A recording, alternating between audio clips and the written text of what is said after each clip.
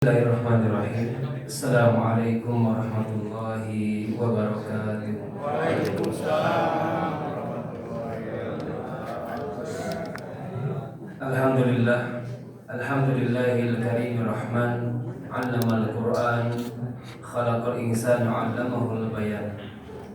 Asyhadu an la ilaha illallah wahdahu la syarikalah wa asyhadu anna Muhammadan 'abduhu wa rasuluhu fala nabiyya ba'da. Allahumma salli wa sallim ala nabiyyina al-karim Muhammadin wa ala alihi wa ashabihi ajma'in wa ba'd. Subhanaka la ilma lana illa ma 'allamtana innaka antal alimul hakim.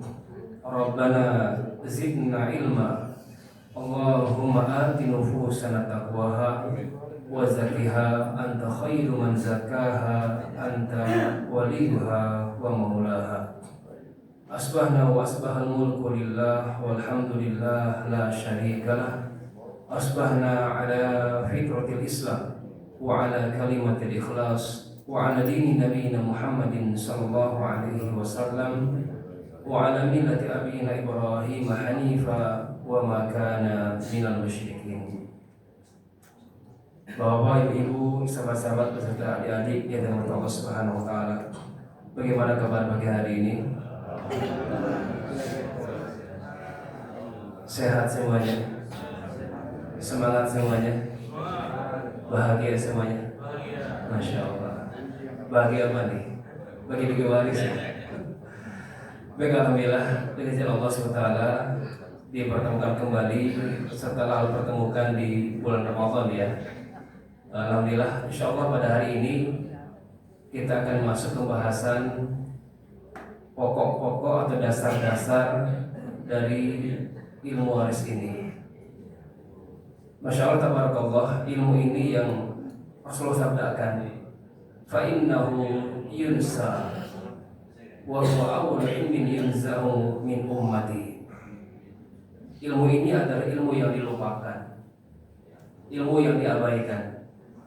Maka alhamdulillah Masjid Baitul Muhajirin masih peduli untuk melestarikan khazanah keislaman tentang syariat waris ini, karena ini diabaikan oleh kebanyakan umat ini.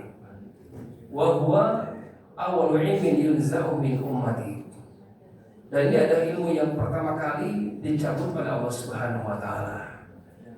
Padahal di hadis yang lain sampai Rasulullah mengatakan, innallaha qad a'ta kulli haqqin haqqahu. Sungguh Allah telah menetapkan. Jadi syariat, satu-satunya syariat yang Allah rincikan dalam Qur'annya adalah syariat waris.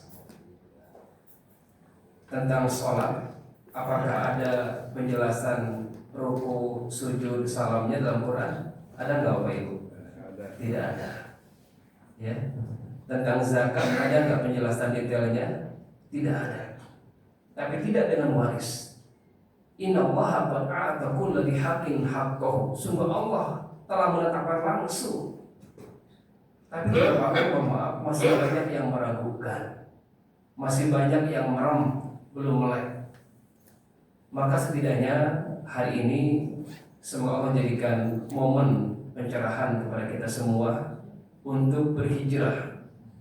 Jangan sampai tahajudnya sudah rajin, sedekahnya sudah rajin, tetapi di ujung hayatnya berbuat curang dalam hartanya. Di antaranya wasiat atau warisnya.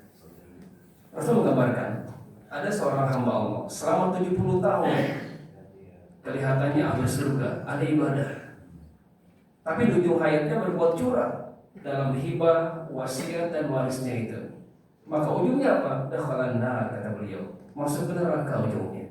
Tapi ada lagi seorang hamba Allah yang selama 70 tahun ahli maksiat, belepotan dengan dosa dan kesalahan, tapi memberikan hidayah, di ujung hayatnya ia berbuat adil dalam hartanya, baik hibah, wasiat maupun warisnya. Maka ujungnya apa? Dakhalal jannah. Maka Bapak Ibu dan sahabat-sahabat beserta adik-adik, bicara masalah waris itu, mohon maaf, tidak ada kaitan dengan almarhum ayah ibu kita telah wafat, nggak ada kaitan. Bicara masalah waris itu bicara kita yang hidup, dengan apa kita menyelesaikan. Maka konsepnya adalah ketika ayah ibu kita atau pasangan kita semasa hidup, apa yang dimiliki beliau itu milik beliau. Rumahnya, kendaraannya, perhiasan itu milik beliau, milik orang tua kita, milik pasangan kita semasa hidup. Tapi ketika hari itu Allah wafatkan, konsepnya berubah. Inna lillahi wa inna ilaihi rajiun. Kembali semuanya pada Allah. Tidak hanya roh dan jasanya, hartanya pun rajiun, kembali kepada Allah. Maka mengatakan walillahi mirathus samawati wal ardh, milik Allah lah kewarisan yang ada di muka bumi ini. Jadi milik siapa harta itu? Ketika ayah kita wafat, ibu kita wafat, milik siapa? Milik Allah lagi, bukan milik orang tua kita lagi, bukan. Itu semata hidup dia atas nama ayah kita, atas nama ibu kita, atas nama kita. Tapi suatu hari nanti Allah cabut nyawa ini, maka al-mulku yauma idzin lillah, kepemilikan kembali kepada Allah tabaraka wa taala. Maka biarkanlah Allah yang maha adil itu, Allah yang maha benar itu, Allah yang maha bijak itu menetapkan siapa dan berapa. Maka bicara itu bukan bicara hitung-hitungan, tapi apa? Bukti iman kita. Bukti iman kita terhadap aturan Allah Subhanahu wa taala. Maka langkah pertama, bukti pertama adalah jangan salah pijakan. Jangan salah dasar dalam menetapkan sebuah syariat itu. Di depan kita ada tawaran berupa apa? Hukum positif yang berlaku di negeri ini, KUH Perdata, ya, di mana di undang-undang buatan manusia ini itu hanya menetapkan orang-orangnya saja dan tidak ada porsi-porsinya. Coba cek, mungkin Bapak Ibu yang bergelut dalam hukum undang-undang, itu tidak ada pasal yang menyebutkan berapa porsi masing-masing harus ada. Begitupun adat yang saya analisa dari yang konsepnya mayoran, patrimonial, matrimonial dan lain sebagainya, beragam adat itu enggak ada satupun adat yang menetapkan porsi berapa bagian masing-masing ahli waris. Maka Allah turun langsung. Hatta Rasul Jibril dari campur tangan. Maka di ujung ayat surah An-Nisa ke-11 Allah mengatakan fariidatan minallah. Fariidah maknanya apa? Fariidah maknanya adalah kewajiban yang langsung Allah sendiri yang menetapkan kewajiban itu tanpa perantara siapa-siapa. Contoh sederhana misalkan syariat sholat. Dalam bahasa fikih ada yang namanya fardu, ada yang wajib. Sholat 5 waktu, kira-kira istilahnya apa? Sholat fardu atau sholat wajib? Sholat fardu, betul ya? Bukan wajib ya? Karena beda antara fardu dan wajib itu. Dalam fikih Hanafi bahkan dijelaskan kalau sudah masuk kategori fardu adalah di mana syariat tadi kewajibannya langsung Allah yang kewajiban tanpa perantara ijtihad para ulama, itu enggak. Itu namanya fardu. Ya, karena sholat kewajibannya langsung Allah beri kewajibannya dengan segala Isra dan Mi'raj. Betul? Begitu waris. Fariidatan minallah. Ini adalah ketetapan kewajiban yang langsung Allah tetapkan.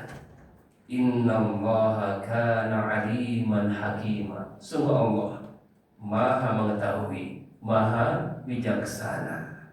Maka insya Allah yang Bapak Ibu dan sahabat tetapkan hari ini berupa penjelasan warisnya itu, yakin itu pasti benar, itu pasti adil, itu pasti berkah.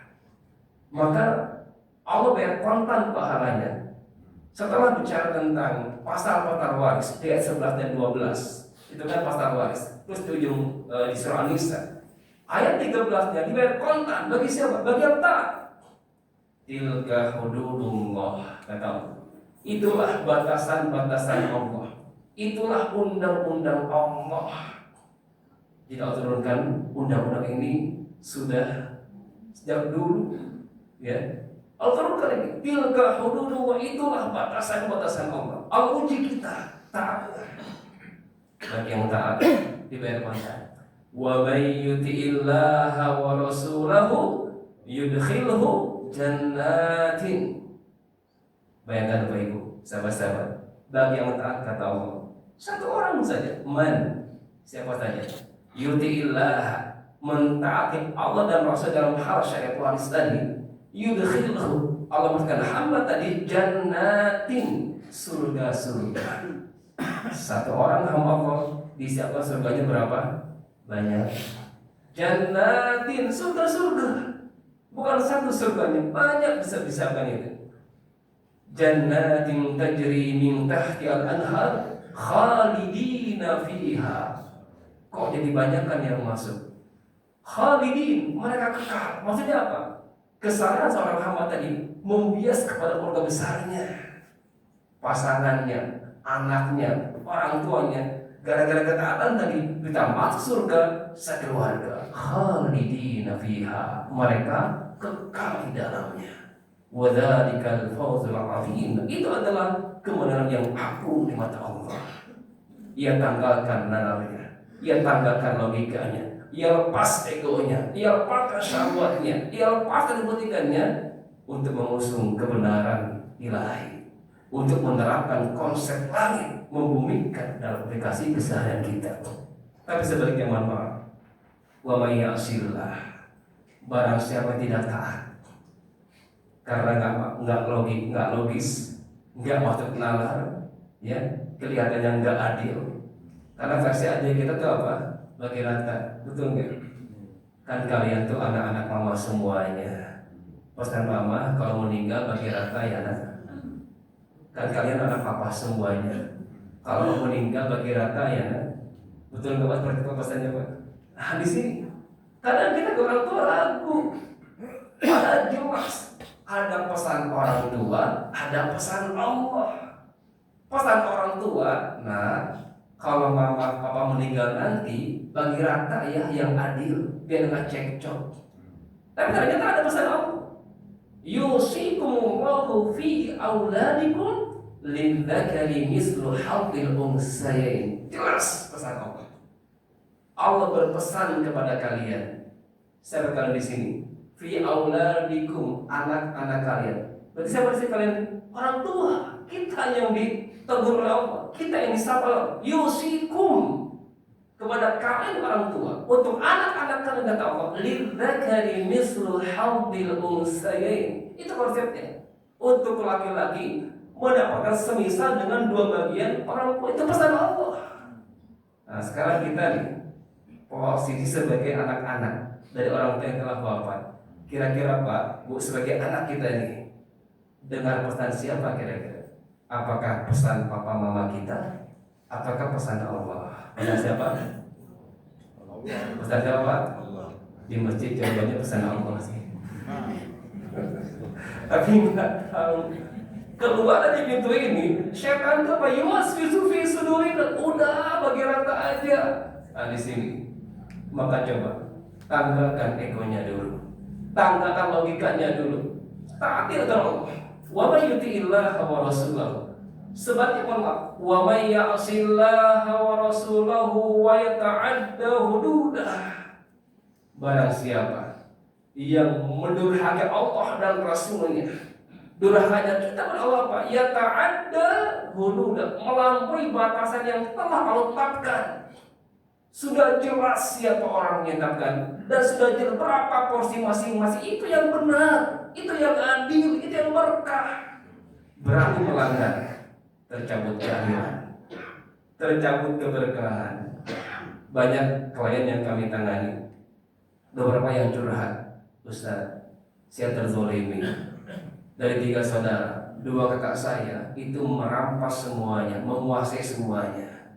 Ya saya terima aja. Ternyata setelah mereka menguasai harta warisan orang tuanya, yang terjadi keharmonisan tercabut, keberkahan tercabut. Ada anaknya yang meninggal kesetrum, ada anaknya yang cerai dan sebagainya. Tapi yang terzolim ini, alhamdulillah bisa beli aset, rumah tangganya harmonis. Padahal mereka tidak dapat apa-apa.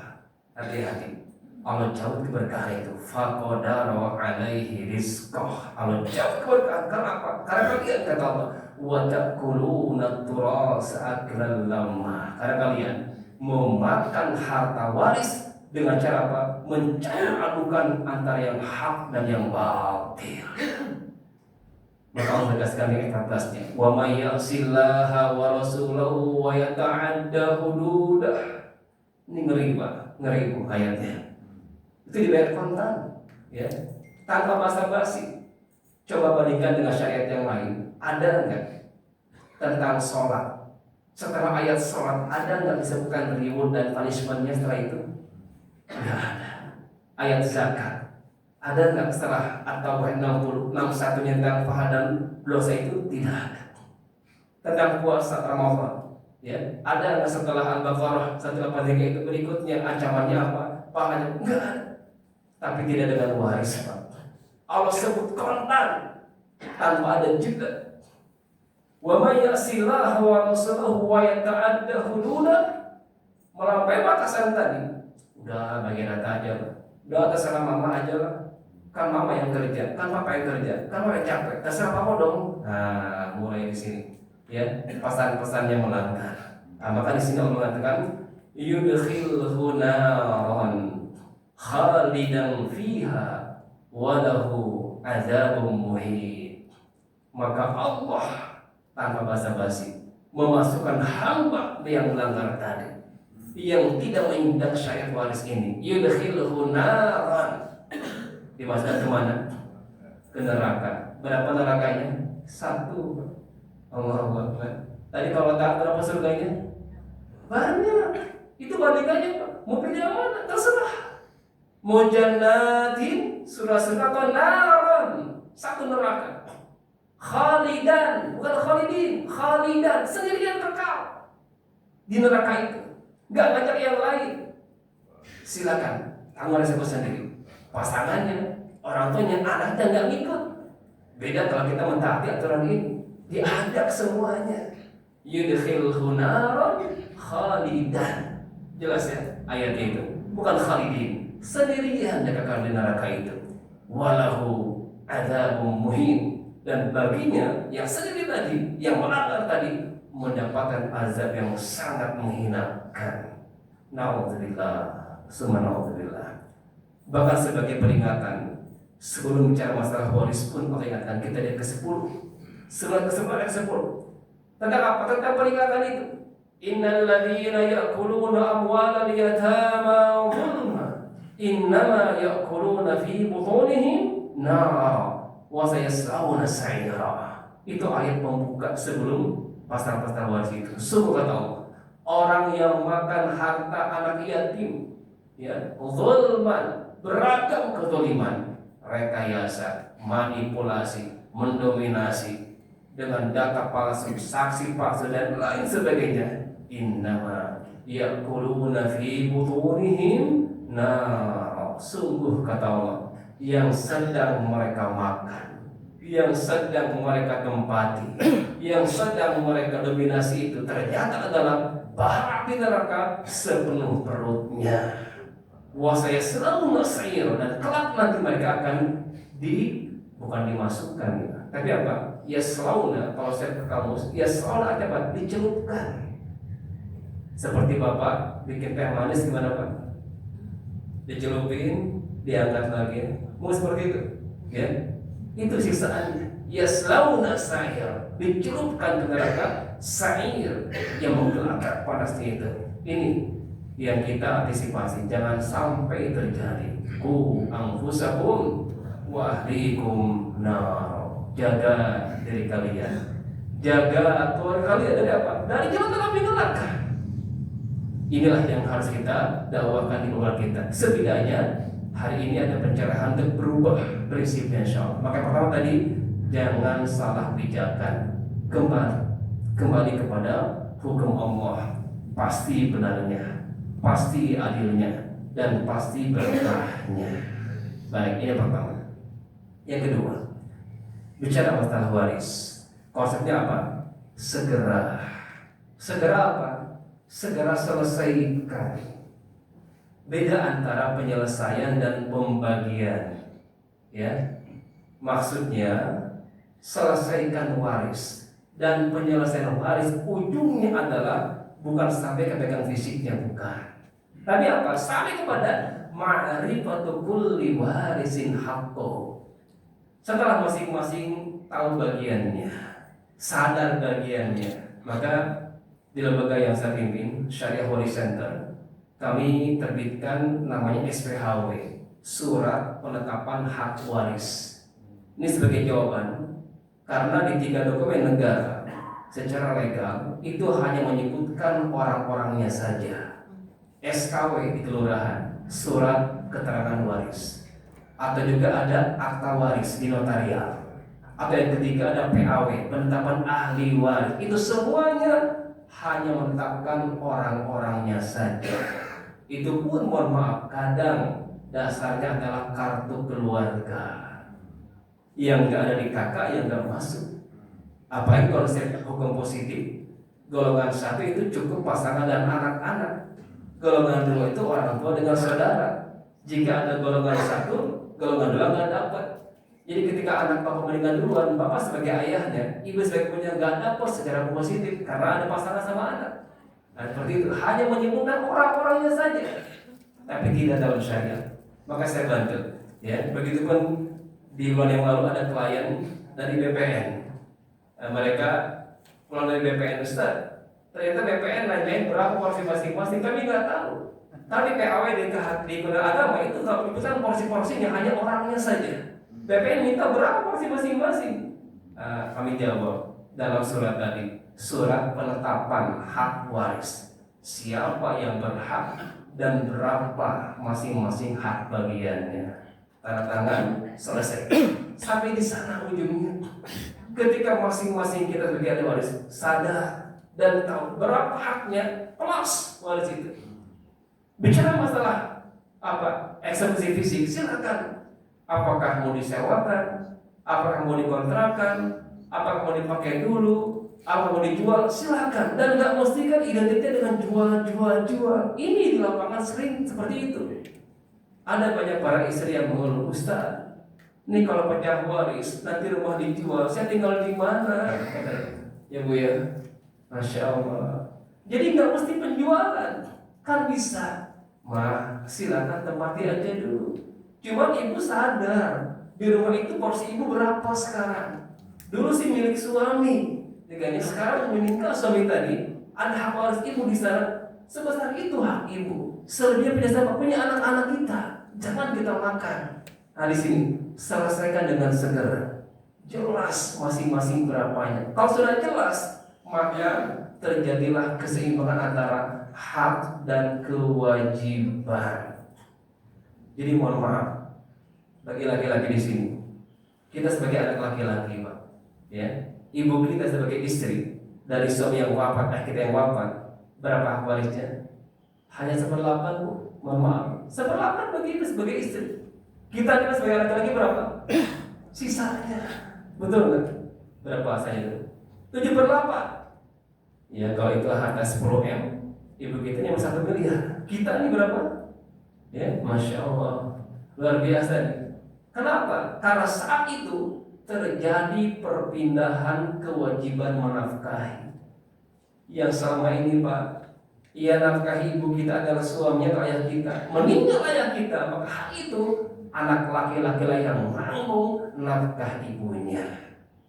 Di luar biasa laki-laki, nafkahin istrinya, nafkahin anaknya, terus sekarang nafkahin siapa? Ibunya. Nambah. Jadi belum usah khawatir. Ada hak, ada kewajiban. Hati-hati. Kalau sudah bicara masalah wajib, dalam konteks syariat adalah al-wajib ma yusabu ala fa'ilihi wa yu'aqabu ala tarikihi. Kewajiban adalah berpahala jika dikerjakan dan berdosa jika diabaikan. Mohon maaf bagi para suami di sini, berdosa Pak bagi suami yang mengabaikan nafkah kepada istrinya. Nafkah itu apa sih Pak? Mohon maaf ya, jangan sampai kita ini selama ini hanya operasional, ya, bayar listrik, wifi, uang sekolah, uang belanja, uang IPL itu operasional, Pak, bukan nafkah. Betul nggak, Bu? Nafkah itu apa? Yang nempel ke istri Bapak tuh, ya. Apa kira-kira, Bu? Ya terserah, kosmetiknya, mungkin jalan-jalannya, itu nafkah tuh. Kalau bahasa saya Pak, uang cinta. Bukan operasional, di luar operasional itu. Maka mohon maaf bagi suami, berdosa kalau mengabaikan nafkah ini. Karena hukumnya sudah wajib. Silakan cek di surah Al-Talaq ke-6, di mana konsepnya itu ternyata konsep kata apa? Masih wajibnya laki-laki yang menceraikan istri yang sedang hamil itu masih wajib menafkahnya sampai di akhirat. Ini mantan, Pak.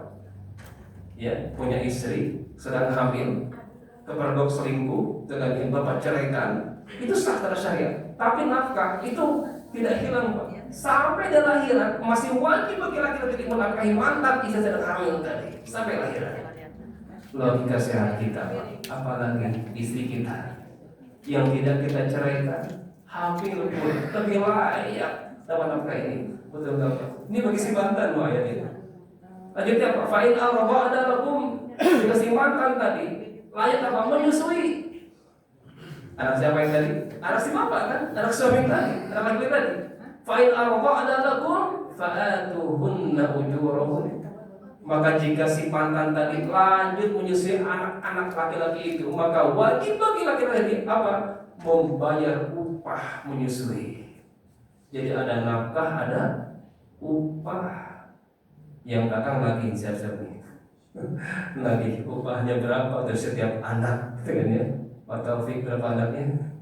Ditagih sama istrinya. Berapa tuh nafkah dan upahnya? Wallahu a'lam. Baik, ini yang pertama. Yang kedua, selesaikan dengan segera. Tidak ditunda-tunda. Jangan ditunda-tunda. Kenapa? Ada banyak alasan. Pertama, apa alasannya? Nilai aset, Pak. Ada yang meroket, ada yang merosot. Kalau ada tunda-tunda, itu kan ya udah. Kalau bangunan nggak dipakai, nggak dirawat, roboh dirayapin, hilang nilainya. Kendaraan nggak dirawat, ya nggak diservis, ya udah nilainya hilang. Jadi apa? Udah jadi barang bekas aja dikira jadi odong-odong, udah kan? Terbuang semuanya. Maka segera selesaikan agar jas ini milik siapa sekarang, kewajiban siapa, yang bayar pajak rumah, itu kan ya? Siapa yang bayar sekarang? Dulu si ayah kita yang bayar, meninggal ayah kita, siapa yang bayar pajak ini? Apa katakan sama ibu kita? Padahal yang mewarisi rumah tersebut ada tidak hanya ibu kan, tapi anak-anak juga. Maka ada perpindahan kewajiban di sana. Maka segera selesaikan, jangan ditunda-tunda. Baik, begitupun kebutuhan ahli waris. Ada yang mapan, ada yang sedang-sedang saja, ada yang lagi butuh. Jangan kita nahan-nahan. Khawatir tadi kena ayat 10 tadi. Ya, kita makan harta kita menahan-nahan. Ya, nggak usah bicara waris lah. Nggak enak, ibu kan masih hidup. Nah, di sini apakah setelah dua-duanya meninggal? Kan kita nggak bisa mengatur kematian, betul nggak? Apakah setelah ayah kita meninggal, si ibu kita meninggal? Enggak juga kan? Kita nggak tahu siapa setelah itu. Maka segera selesaikan. Setidaknya masing-masing tahu dan sadar berapa haknya. Selesai waris itu. Baik, ini yang kedua. Yang ketiga apa? Perintah apa? Akurat. Pertama adalah akurat dalam hal kepemilikan. Jadi mohon PR Bapak Ibu hari ini buat profiling aset masing-masing. Terlebih bagi Bapak, mohon maaf sekali, yang belum punya keturunan atau anaknya perempuan semuanya. Karena kemungkinan harta Bapak Ibu akan bocor. Ya, jika tidak punya anak atau anaknya hanya perempuan, masih ada sisa kan? Nah, sisa akan bocor ke siapa? Ke saudara-saudaranya. Maka pisahkan mana harta suami, mana harta istri. Ketika terjadi kebocoran, misalkan suami yang meninggal, maka sisanya untuk suami itu. Istri sekian, anak sekian, sisa ke saudara. Kalau orang tua udah nggak ada, misalkan. Begitupun ketika istri meninggal, yang menurut istri yang udah sisa tadi, maka pisahkan hartanya. Pertama, ada harta bawaan namanya itu, yang Bapak Ibu bawa sebelum pernikahan. Dan sampai hari ini masih ada. Ada nggak bapak bawa harta, ibu bawa harta, hari ini ada, adalah harta bawaan. Itu milik masing-masing. Yang bapak ibu bawa sebelum pernikahan itu mutlak milik masing-masing. Tapi ingat, ujung harta bawaan kita adalah diwariskan. Ya, ibu nikah dengan duren sawit. Apa itu duren sawit juga? Itu udah keren sarang duit. Ya, meninggal si Duda tadi, lumayan aku dapat seperempatnya. Kalau di si Duda nggak punya anak, itu bawa uang kan, bawa harta, dapat itu seperempatnya. Sebaliknya, ketika ada laki-laki di sini nikah dengan janda kaya raya, sudah sakit-sakitan karena sudah tua, nggak punya anak, menikah hari ini besok meninggal, baru menikah besok meninggal, berapa suami? Setengahnya. Masya Allah. Punya lagi Pak? Setengahnya Pak. Mewarisnya harta istrinya itu harta bawaan. Itulah, kan nggak logis. Ini enak banget nih orang kampung nih. Itu ada marbot, ini kan janda di sini kan ya. Baru sehari menikah, besok kayak rem dadak gitu karena istri meninggal gitu kan ya. Itulah rahasia Allah. Kita nggak tahu. Allah yang ngatur. Ya, itu harta bawaan milik masing-masing, tapi ujungnya akan diwariskan. Yang kedua, harta perolehan, harta dapatan yang kita dapatkan. Contoh, bapak dapat hibah dari orang tua, bapak dapat warisan dari orang tua yang meninggal. Itu harta masing-masing itu. Ibu dapat hadiah berupa mahar ketika nikah, dapat hadiah ulang tahun pernikahan, dapat apalagi warisan dari orang tua yang wafat. Itu milik masing-masing. Tapi ujungnya pun apa yang kita dapat, apa yang kita peroleh, ujungnya akan diwariskan ke pasangannya, ke anaknya, ke orang tuanya yang masih ada. Wallahu a'lam. Tapi ada yang ketiga, ada yang namanya harta bersama. Apa itu? Pertama mungkin saya coba luruskan. Istilah yang kita tahu adalah harta gonok ini. Yang dipahami masyarakat awal, gonok itu apa? Yang muncul pasca pernikahan jadi milik bareng berdua, ketika terjadi pisah, baik itu cerai mati atau cerai hidup, maka dibagi 50-50. Itu kali ya. Nah, saya luruskan, mohon maaf, pernikahan itu tidak menyebabkan kepemilikan. Apakah dengan nikah ujuk-ujuk milik bareng? Tidak kan konsepnya. Maka yang saya pahami, istilahnya adalah al-mal al-mushtarak, harta kongsi, harta bersama. Jika ada kongsi di antara berdua suami istri, maka ketika terjadi kewafatan, maka pisahkan sebesar kongsi masing-masing. Dan kongsi ini tidak mesti 50-50, kembali kepada historis kesehatan. Contoh misalkan, ibu dapat warisan dari orang tua berupa tanah kosong, ya. Kemudian suami ibu membangun rumah di atas tanah tadi, ya. Meninggal suami, rumah tadi milik siapa? Harta bersama kan? Ada kongsi suami istri kan? Pisahkan dulu sebesar kongsi masing-masing. Coba dia appraisal, berapa nilai tanah, berapa nilai bangunan. Yang saya tahu dunia appraisal, nilai tanah sampai 70%, sisanya adalah nilai bangunan. Jadi kalau sekali itu wafat, berapa nilainya? Hanya 30%. Ibu ambil dulu tuh 70%, karena itu milik ibu kan tanah itu, harta perolehan ibu, ya kan? Nah, ibu plus lagi 1/8 dari yang 30% tadi. Nah, jadi itu yang pertama, profiling aset masing-masing, ya. Mana aset suami, mana aset istri. Tapi bagi bapak ibu yang sudah punya anak laki-laki, itu closing dengan kemana-mana, ya. Karena nggak bocor, ya. Dia sudah punya laki-laki. Kalau perempuan itu mohon maaf, maksimal Pak Bu, anak yang perempuan ini maksimal itu di angka 2/3. Istri kita 1/8. Anak-anak yang perempuan yang banyak 2/3. Berapa sisanya? Buat saudara suami yang wafat tadi. Maka pisahkan mana harta suami. Jelas ya? Jadi anak kita hanya maksimal 2/3 saja. Maka sampai pada saudara bapak nanti, ini kan pengen kan? Kalau saya meninggal, kamu bisa dapat warisan dari saya. Nah, sampai di sana ada kewajiban. Apa itu? Pengayoman, pengasuhan, perwalian dalam nikah di antaranya. Itu kewajiban siapa? Saudara bapak dan saudara laki. Ya.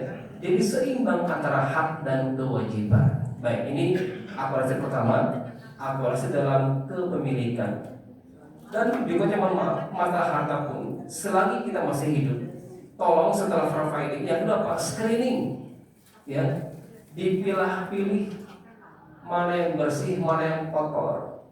Jangan sampai Pak Bu kita wariskan harta ini, ternyata ada yang kotornya. Anak-anak kita nggak tahu, kita pelakunya nih. Maka tolong bersihkan sebelum kewafatan. Karena mohon maaf, saya harus mengatakan, ya. Sebuah harta, ya, nabata min sukhtin fannaru awla bih kullu lahmin nabata min sukhtin fannaru awla bih. Setiap daging yang tumbuh dari harta yang haram, kata beliau, maka nerakalah yang layak bagi daging tadi. Kita nggak mau sebagai ayah, ya kan? Dulu ada kehilapan kita, ada dosa kita, mungkin pernah korupsi, mungkin pernah malak, mungkin pernah ngambil sebagainya. Hari ini Allah berikan pencerahan itu, hidayah itu, lepaskan. Jangan sampai ini yang mengganjal doa kita selama ini. Harta haram tadi, baik jenisnya maupun haram cara mendapatkannya. Ini akurasi yang pertama tentang kepemilikan. Yang kedua adalah akurasi dalam menentukan siapa yang menjadi ahli waris. Baik, ada beberapa langkah ketika terjadi kewafatan. Apa yang dilakukan? Pertama, jangan bicara masalah waris sebelum jenazah dimuliakan. Tolong, ya, tanggalkan pakaian ayah kita, mandikan ayah kita. Dan ingat, fikih jenazah itu mandikan berlaku sesama jenis. Ayah kita hanya boleh dimandikan oleh siapa? Oleh anak laki-lakinya. Anak perempuan, mohon maaf, secara fikih nggak boleh. Ibu kita yang wafat, yang mandi siapa? Anak perempuannya. Anak laki-laki nggak boleh mandi ibunya. Itu konsepnya, sesama jenis, kecuali satu. Siapa itu? Pasangan. Boleh. Suami boleh memandikan istrinya, istrinya boleh memandikan suaminya, selebihnya tidak. Ini yang pertama, muliakan jenazah, ya, mandikan, kafankan, sholatkan, kuburkan. Di mana pahalanya? Qiratan, 2 qirat. Satu qiratnya semisal dengan pegunungan Uhud. Itu pahala mengantar jenazah sampai selesai pemakaman. Kalau sampai sholat saja 1 qirat pahalanya. Kalau sampai kuburan 2 qirat. Allah bisawab. Baik, ini yang pertama. Yang kedua, jangan bicara masalah waris sebelum apa? Sebelum hutang-hutang dilunaskan. Kalau bisa, sekarang masih hidup dan Bapak Ibu sadar, tahu historinya hutang itu berapa dan ke siapa, tolong selesaikan. Kalau belum mau bayar, tolong tuliskan, Pak. Nah, Papa punya hutangnya, kesimpulan sekian besarannya ini, alamatnya ini, nomor HP-nya atau WA-nya. Jelas, tidak ambigu. Karena mohon maaf, bicara masalah kaitan nasiwa itu hanya satu hutangnya saja. Kalau waris itu kan ahli waris. Tidak nasiwa ini hutang, mohon maaf. Sekarang saya mengatakan, nafsul mu'min mu'allaqatun bidainihi hatta yaqdu anhu. Ruhnya orang beriman belum tenang, kata beliau. Jadi kasihan ayah kita nih, kasihan ibu kita nih, belum tenang sampai hutangnya dilunaskan. Kalau bisa semasa hidup dilunaskan. Karena Rasulullah, mohon maaf, itu pas 2 hari disolatkan 3 jenazah. Rasul tanya, jenazah yang pertama, ada tanya nggak? Nggak ada. Gue baru nyobatin. Di hari berikutnya ada jenazah lagi. Rasul tanya, ada tanya nggak? Ada. Ada hartanya nggak? Ada. Bayarin ya, siap. Belum mau sholatin. Ya jenazah yang kedua ini. Di hari berikutnya ada di jenazah yang ketiga. Belum lanjut lagi. Ada hutang nggak? Ada. Ada harta nggak? Nggak ada. Apa kata beliau? Sallu ala sahibiku. Sholatilah jenazah sahabat ini. Beliau nggak mau. Rasulullah enggan mensolatkan jenazah yang masih ada hutangnya. Sampai segitunya Rasul. Maka pada saya pada DKM, ketika terjadi kewafatan jamaah kita ini, tanya dulu, kalau bisa jangan disolati dulu sebelum lunas hutangnya. Kira-kira siapa yang wajib bayar hutang? Apakah ahli waris? Bukan. Ya, si Main tadi miskin, ahli warisnya kera-kera juga, gitu kan ya. Ini siapa yang bayar? Ya kita yang mampu, ya kita sahabatnya, ya kita jamaahnya. Karena saat Rasul tadi ketika nanya ada hutangnya dan ada hartanya, beliau sudah mengisyaratkan ada namanya Uqadah. Beliau mengatakan, ya Rasulullah, salli alaihi wa ala yadahinuhu. Ya Rasul, salatlah jenazah ini, saya yang nanggung hutangnya. Beliau bukan kolektanya, bukan kolektanya, bukan. Ya, tapi belum lunasi. Ya, hutang jenazah ini baru Rasulullah mau menyolatkan jenazah ini. Derah.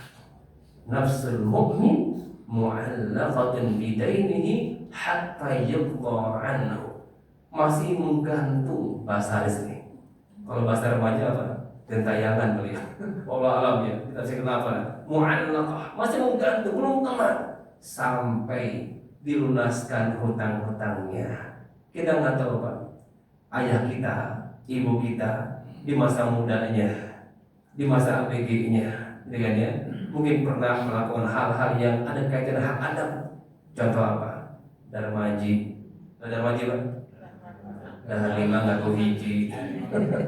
Itu kan hal yang sepele kan ya? Itu hak Adam hati-hati. Ya, hak Adam itu Pak. Jangan diremehkan. Itu menggantung ruh beriman tadi. Baik, ini yang kedua, lunaskan hutang-hutangnya. Baik hutang kepada Allah berupa apa itu? Zakatnya tolong lunasi, kafarahnya tolong lunasi, atau haji yang sudah daftar, sudah siap dananya, hajikan dulu. Kurban yang sudah tinggal menyembelih kurban itu hutang juga kan? Tolong bayarkan hutang-hutang itu. Baik, ini yang kedua. Yang ketiga, jika ada wasiat, maka tunaikan wasiatnya dulu sebelum waris. Ya, itu urutannya, hutang baru wasiat. Apa wasiat? Pesan si mayit semasa hidupnya yang tertuju kepada selain ahli waris. Ini jangan salah fikih ya. Jadi ketika bapak mau ngasih, ya, tapi pemberiannya dikaitkan dengan kematian, itu namanya bab wasiat. Ini buat kamu ya, kalau saya meninggal, ini wasiat. Tapi ingat wasiat itu berlaku pada siapa? Kepada selain ahli waris. Kalau bapak wasiatnya ke istri bapak, mah, kalau meninggal, alfat yang digarasi buat mama ya, batal.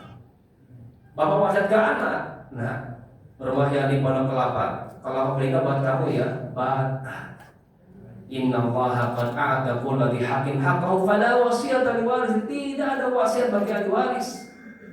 Itu ngasih yang dikaitkan kematian. Maka ini solusi bagi siapa? Bagi selain ahli waris. Contoh apa? Anak angkat. Itu benar kita. Walaupun bapak nasabkan pakai akta kelahiran bin bapak sendiri, padahal itu bukan bin bapak, itu kan ya. Mohon maaf, bukan alias bapak itu. Jangan menasabkan yang sudah ada nasabnya. Ini kali dan negeri ini mohon maaf sekali ya, melanggarnya luar biasa. Yang kelahiran gitu kan ya, sampai ketika nikah tuh anaknya, bapaknya yang jadi wali, padahal dia bukan bapak kandungnya. Nggak boleh tuh, anak adopsi itu siapa walinya? Kalau nggak jelas, ya hakim, gitu kan ya. Allah besar. Yang kedua, mungkin bapak bisa wasiat pada siapa? Kepada anak hasil perzinaan, hasil selingkuh. Mohon maaf sekali. Karena anak hasil zina, walaupun si laki perempuan tadi menikah, kemudian lahir tuh anak, tapi proses anak tadi dibuatnya sebelum akad yang sah.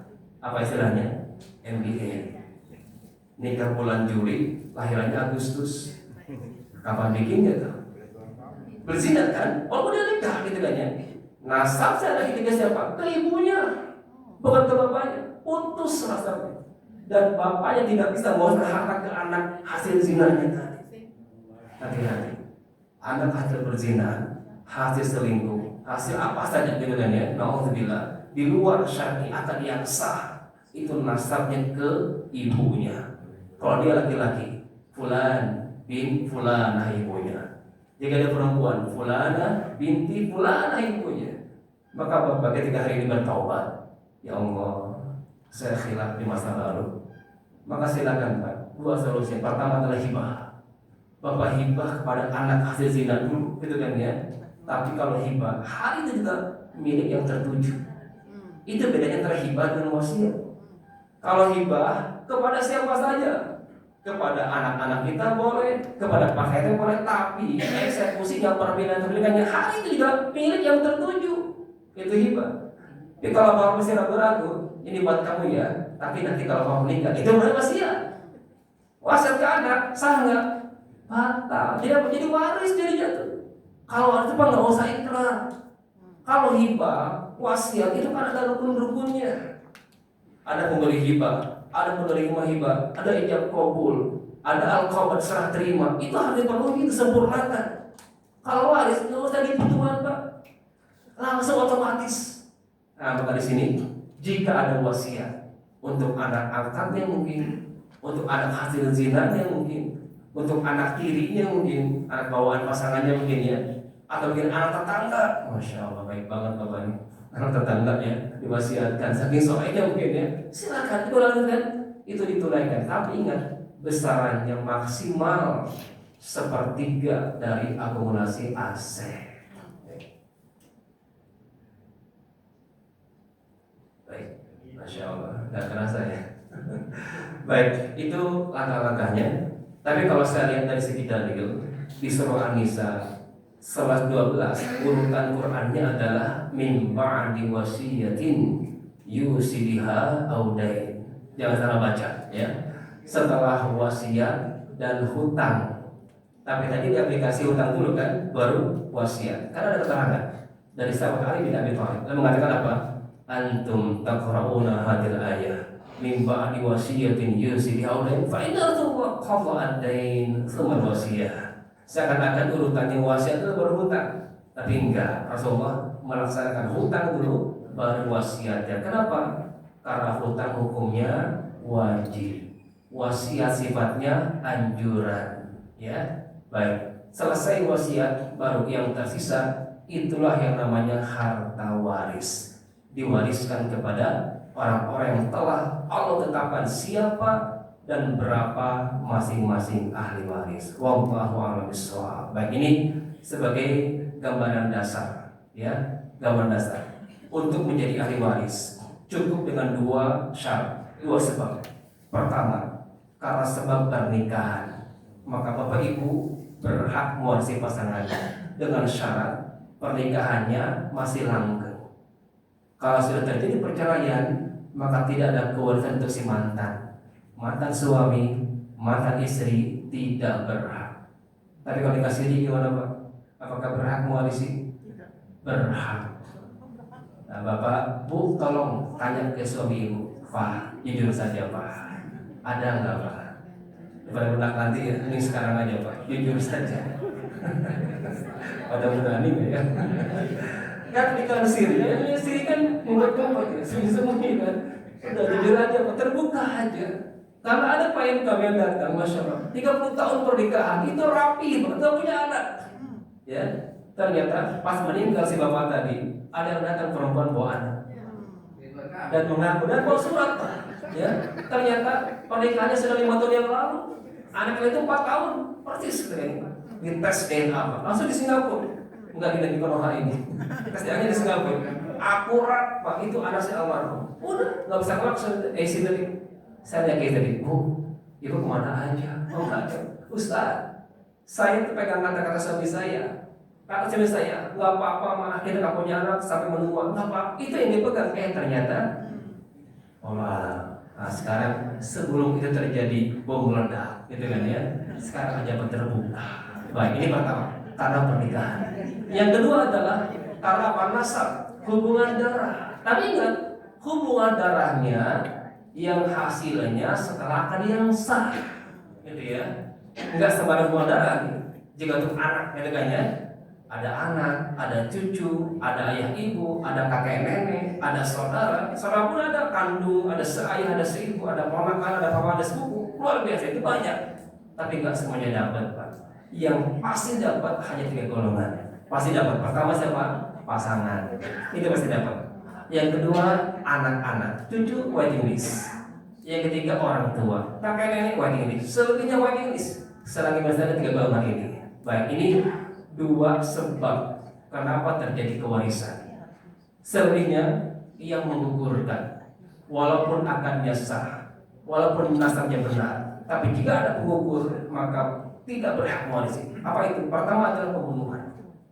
Suami bunuh istri, sah pernikahannya, tapi bagi suami bunuh istri, gugur warisannya. Anak bunuh ibunya, itu anak kandungnya, sah pernikahannya, tapi karena si masih akan membunuh ibunya, gugur hak warisnya. Ya, ini yang pertama. Yang kedua apa? Murtad, beda agama. La yatawarasani ahli bidatain.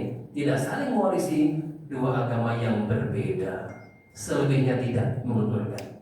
Kenakalan anak-anak, ya kan? Tidak baktinya anak-anak, tidak mengurusnya anak-anak ketika sakit, apakah menggugurkan warisan? Tidak. Yang satu sore rajin ke masjid, yang satu salah rajin ke diskotik, meninggallah ibunya. Dapat nggak dua-duanya? Dapat. Allah bisa. Baik, saya berikan satu kesempatan untuk pertanyaan. Ibu-ibu semangat. Silakan, ada mic-nya nggak nih Pak? Di belakang nggak ya? Ibu-ibu. Ada mic-nya nggak?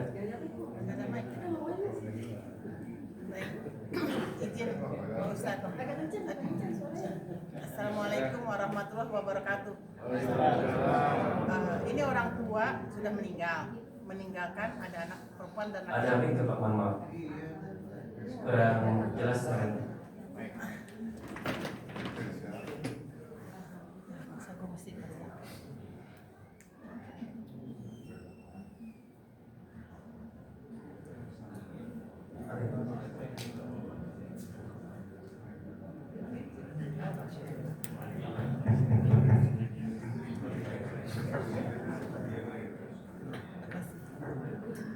Assalamualaikum warahmatullahi wabarakatuh.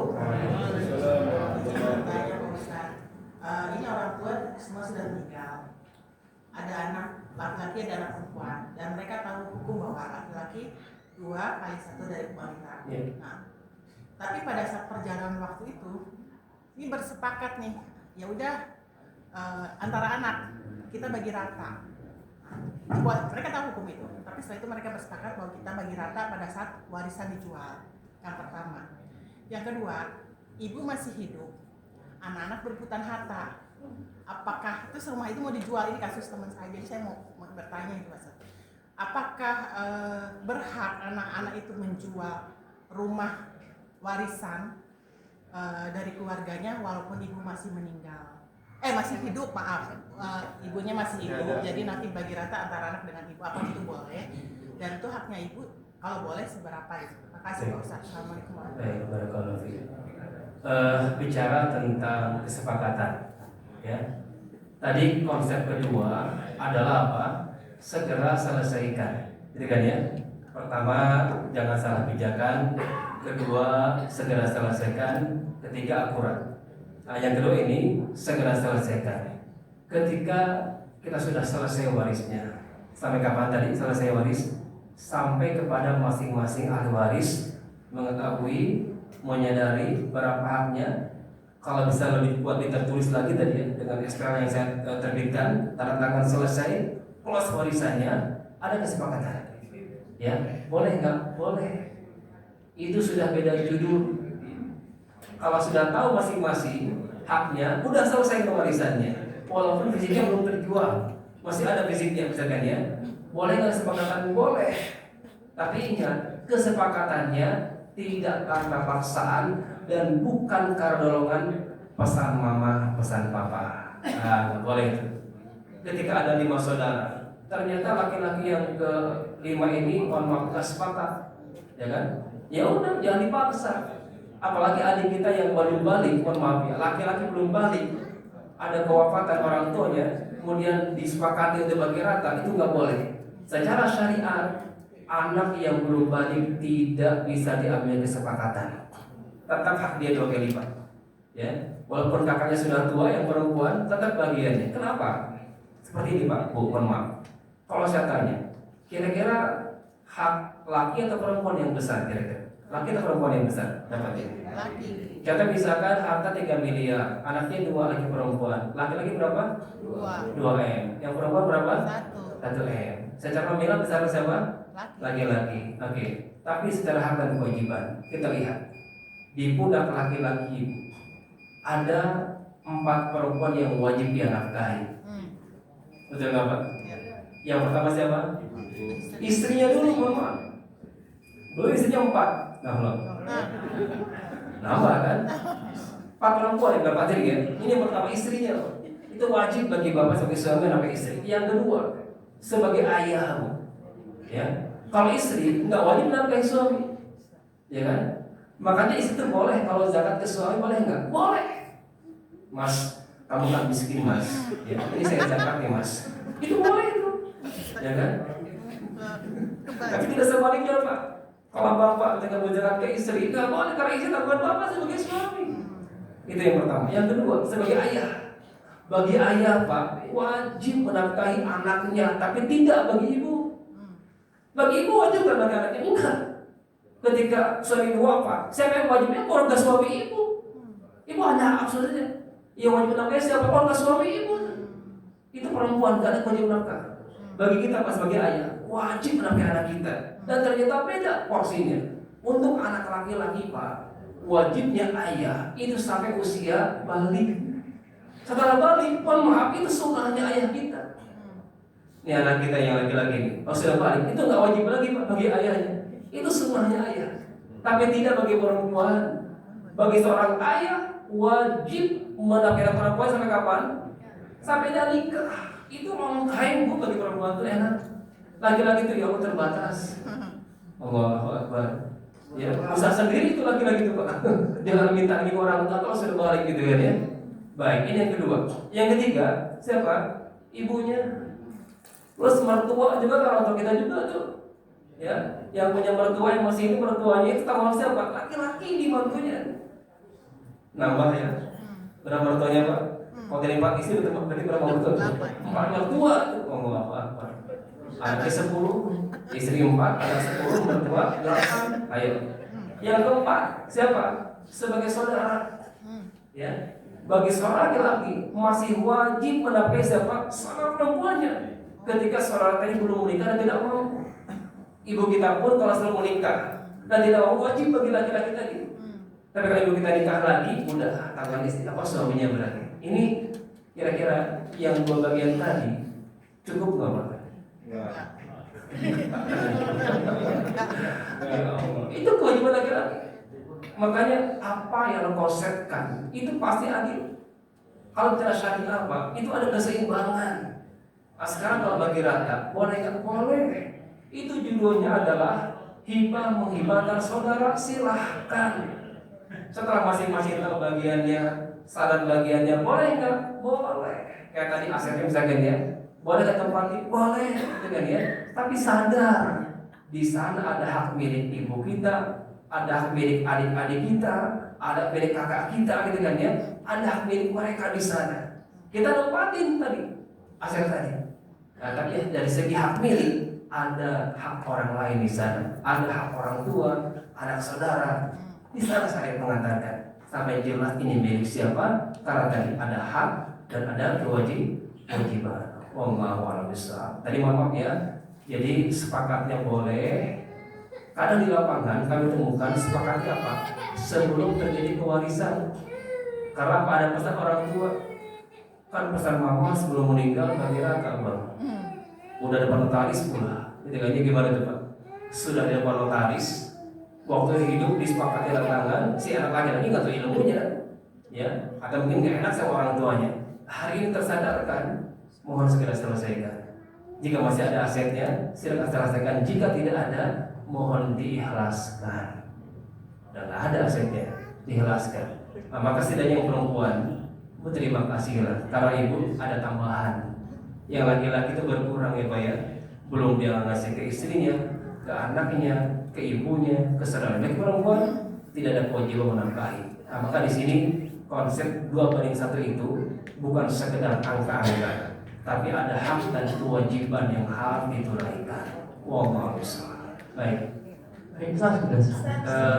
Dari panitia ini aja kita tutup dulu ya.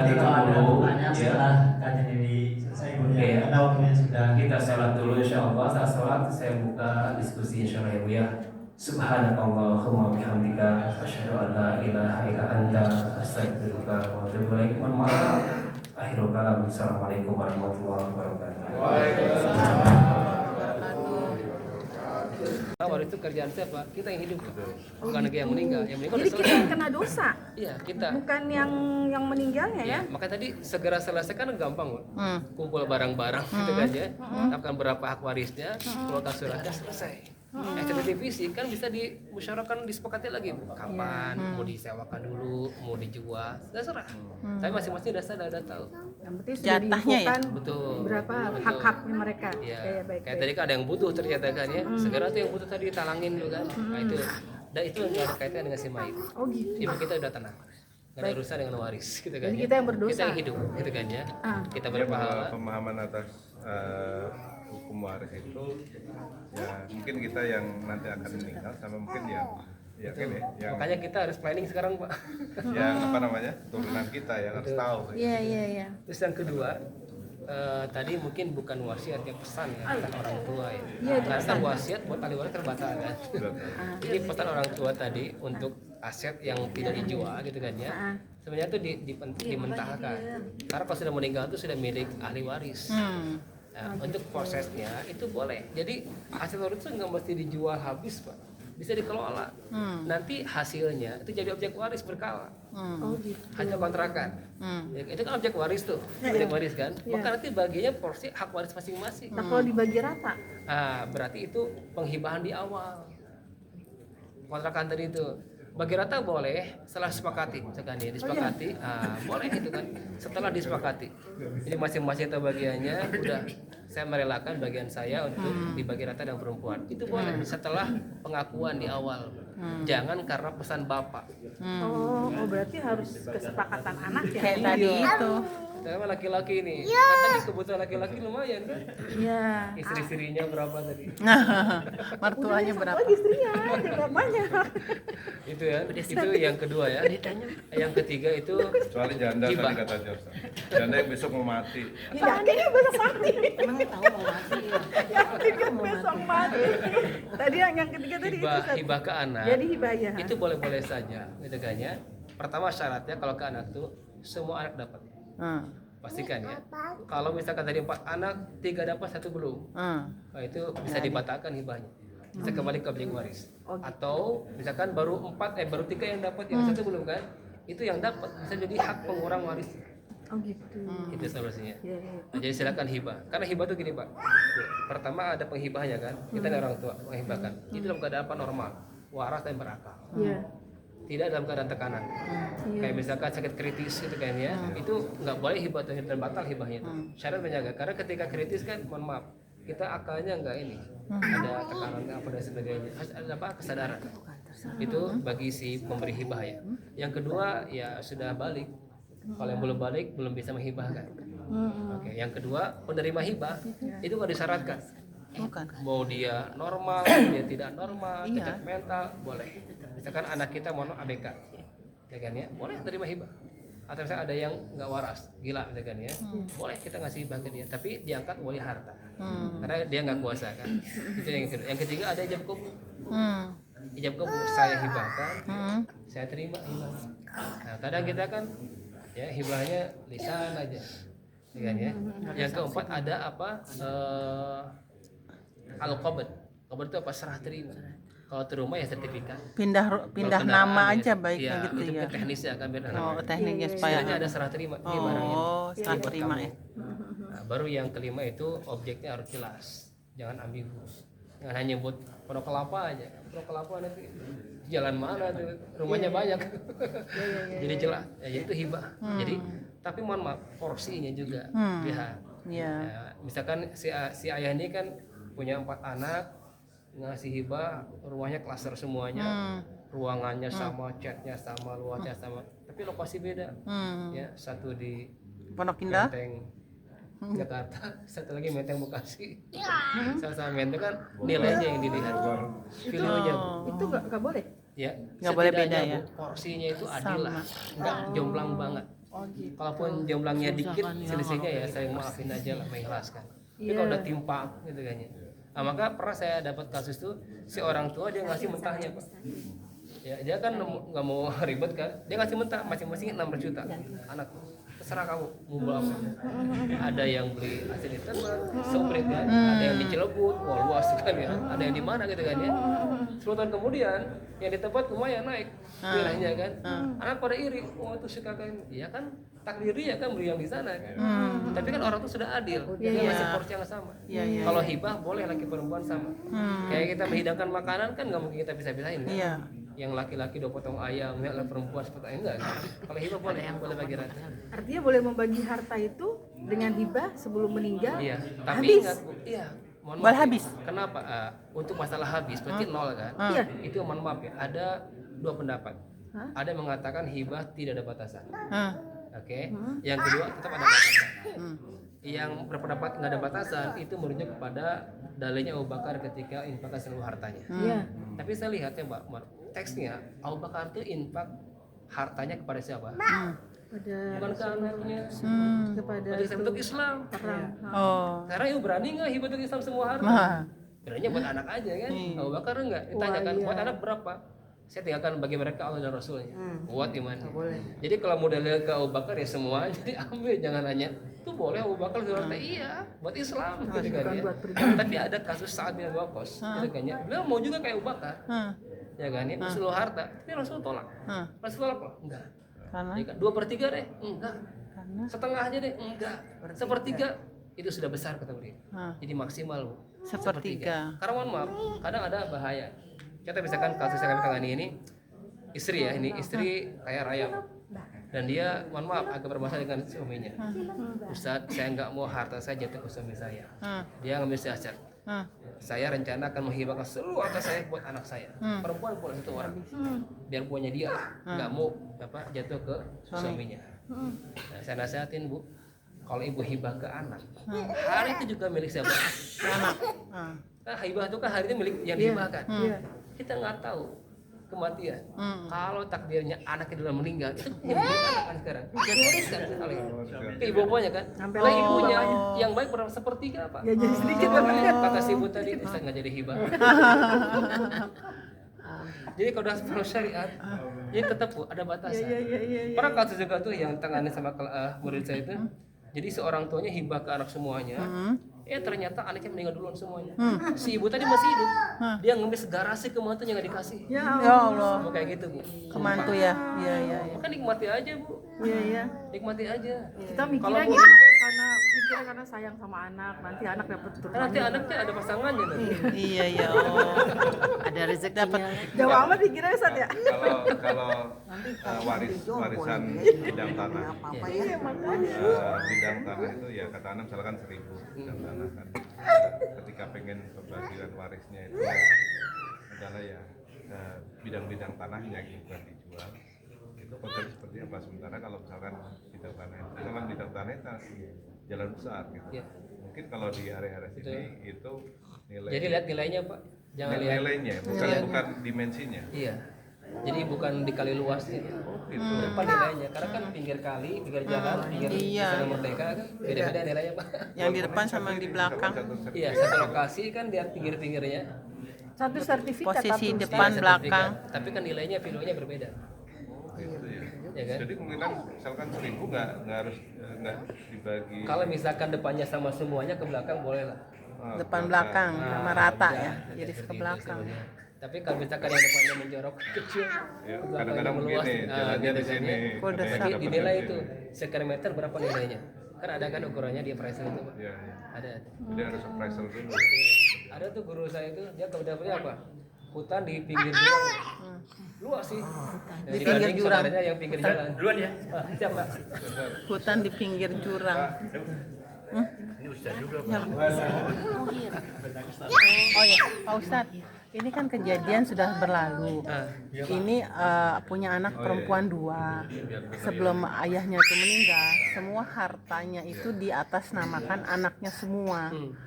Jadi mungkin dia udah, ini orang tua zaman dulu, mungkin dia udah berpikir, udah tahu ya dari ayat Anissa itu bahwa daripada nanti saya susah, harta saya meninggal jatuh ke tangan orang saudaranya.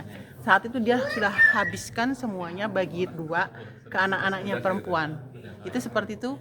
Iya, tergantung akar, akarnya apa. Dia sudah ganti semua harta-harta Atas nama ayahnya itu kan atas bukan nama. kembali ke akar. Kalau misalkan orang tua hanya tumpang nama, mungkin juga kan tumpang nama buat Iya.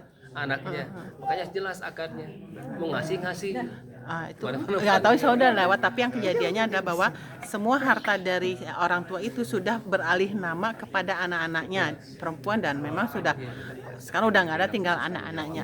Makanya kan ada beralih nama, ada beralih kepemilikan. Iya, beralih kepemilikan. Nah, kalau seorang tua sudah Beralih kepemilikan. dihibahkan ke anaknya, itu udah kelola. Dan rumahnya udah bisa, rumah tanah ini udah ganti pemilik si anak-anaknya itu. Cuman tadi orang tua jangan sampai ada niat zalim.